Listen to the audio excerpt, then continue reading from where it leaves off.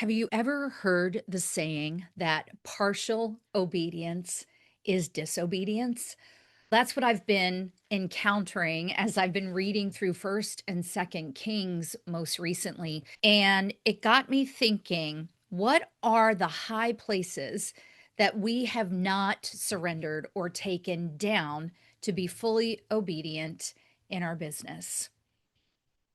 Reading through these kings of Israel and Judah, I see this ongoing pattern of the kings not following the Lord, doing evil in the eyes of the Lord. But then, interestingly, I've seen that some kings will do the Lord's instructions. They will be obedient, but they don't take down the high places. So, what do I mean by these high places? The Israelites and the Judeans had created high altars to worship other idols, other gods, Baal, Ashtoreth, and others. And it was fascinating to me as I read through that for most of these kings, they did evil in the eyes of the Lord and they did not remove those high places. But there were some who left the high places but still did what the Lord said. And it got me thinking about what are the high places in our lives that we leave intact, maybe because we don't fully come into agreement with the Lord's provision and Him being our great provider, maybe because we haven't fully accepted and trusted that He's our great positioning shepherd, our GPS.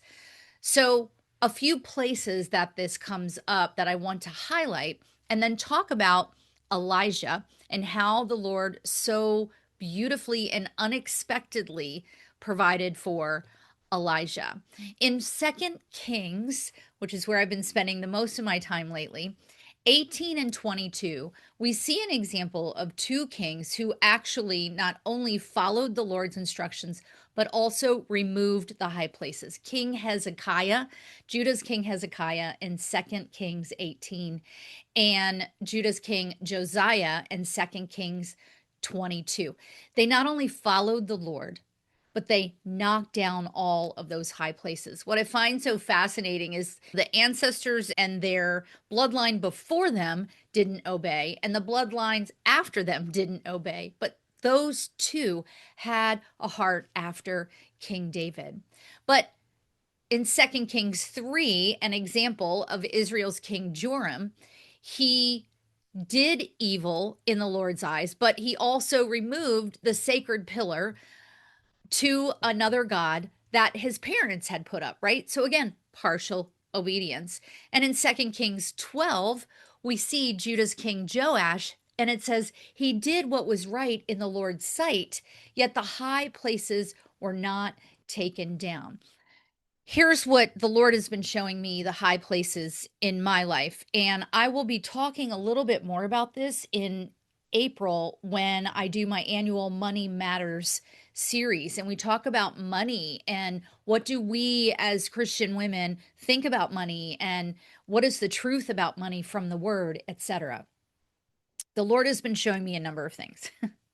Money is one of my high places. It is one of my idols. And as much work as I have done to knock down those high places, there are still moments where I'm going, Lord, I see what's on paper, but I can't see what happens beyond that. Or I see what you've given me to make business investment in, but I'm not seeing how you're providing beyond that. And when I do that, guess what?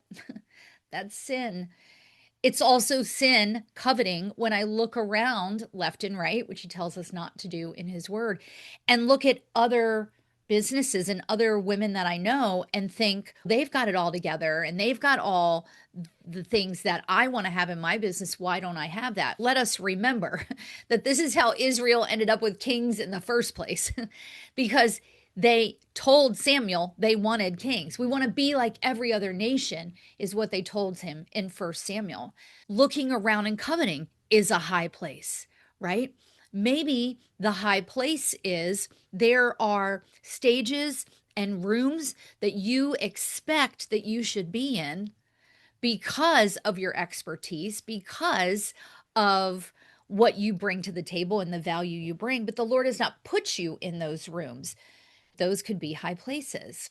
One of the things that he's shown me also recently is there are rooms where he has positioned me at one point that it is time to leave. And I've held on in those spaces, but that's not where I am to be in the future. And he's even shown me timing around moving out of those rooms. By the same token, there are rooms that he's placed me in to observe and connect, places where I think it makes sense that I should be part of this room or part of this membership or part of this focus group or whatever that is. And yet he's shown me that no, now is not the time. Do you see how insidious it can be for us as high achieving women with established success to think, oh, of course I should be there because I was there before, or of course I should be there because that's the logical next step. Or I don't want to be there, but the Lord has taken me there. We want our own way, which that in itself is where the idolatry comes from, where we want our own way and we want it to look the way we want it to look, etc. So my question for you, dear sister, to contemplate over the next week is, what are the high places that I haven't taken down? What are the high places that I hold on to? What are the high places that the Lord has shown me need to go, but I have kept going after them or kept chasing them? And in that idolatry, we could take that all the way back to Genesis and Adam and Eve's desire to know, to have a level of knowledge and wisdom, and to idolize having that knowledge of good and evil, that they could be deceived by the serpent and say yes and take the fruit that was forbidden to them. I often think of when Genesis talks about that they walked with the Lord in the cool of the evening. And you've probably been somewhere where it just was such a beautiful evening, a gorgeous sunset, a light breeze, the cool of the evening. And I imagine what that must have been like for them to walk physically with the Lord, right? And then it's all blown up because of a decision of not trusting the Lord, a decision of wanting their own way and wanting to follow their own understanding, a decision to have something that the Lord didn't give them. And the high place that they wanted to be as Eve reached for that forbidden fruit. So I challenge us, friends, even as I'm recording this, there's something that I've been walking through this morning that the Lord is saying, you want to do a podcast on knocking down high places. What about this place that you've not knocked down? I want to finish up with Elijah. And in First Kings, the Lord talks about how, or the word talks about how Elijah was led as a prophet. And there are two moments that are so poignant of how the Lord provides and reminds us that he can provide from anything and anywhere. One is that Elijah is wiped out running from Queen Jezebel. And I just want to die. And the Lord gives him a space to rest. He grows up a tree to provide him shade. He instructs the ravens to feed Elijah, right? Elijah could have seen none of that in his sight. None of that was present when he sat down at the cliff to just die. But yet the Lord commanded these things to be provided for him. The second is the Lord instructing the widow to provide for him. And when we think about how the Lord provides and how his word shows his character as our great provider, there are ways we cannot comprehend. We don't know what's ahead. We often talk here about him being our advance and our rear guard. And therefore, there are things he is out ahead of you doing that you can't even see.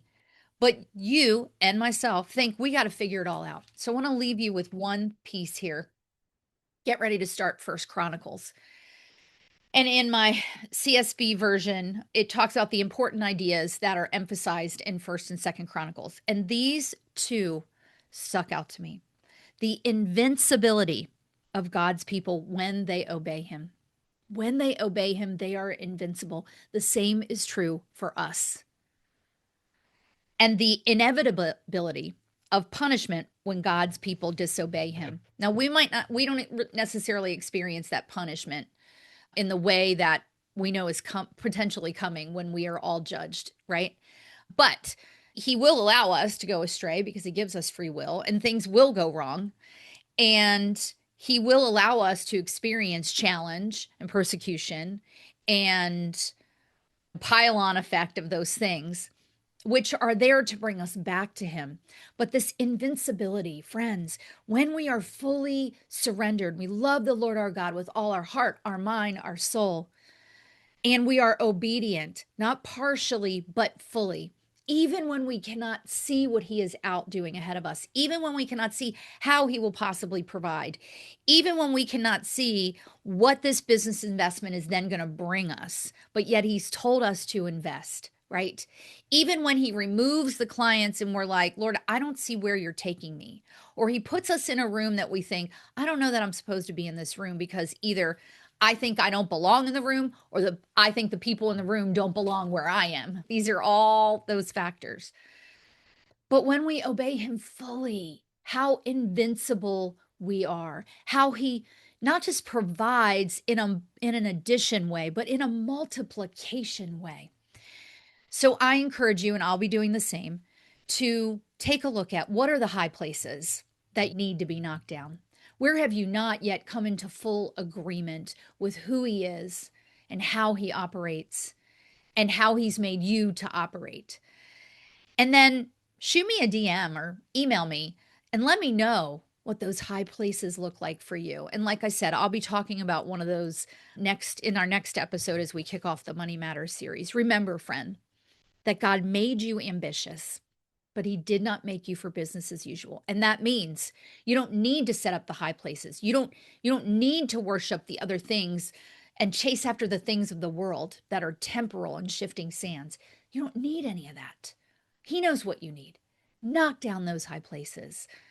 And until we're together next time, I pray for and encourage you to tune out the world, tune into God's truth, and turn up focus so that you can walk out your assignment with clarity, serenity, and fulfillment. I'll see you on the next episode.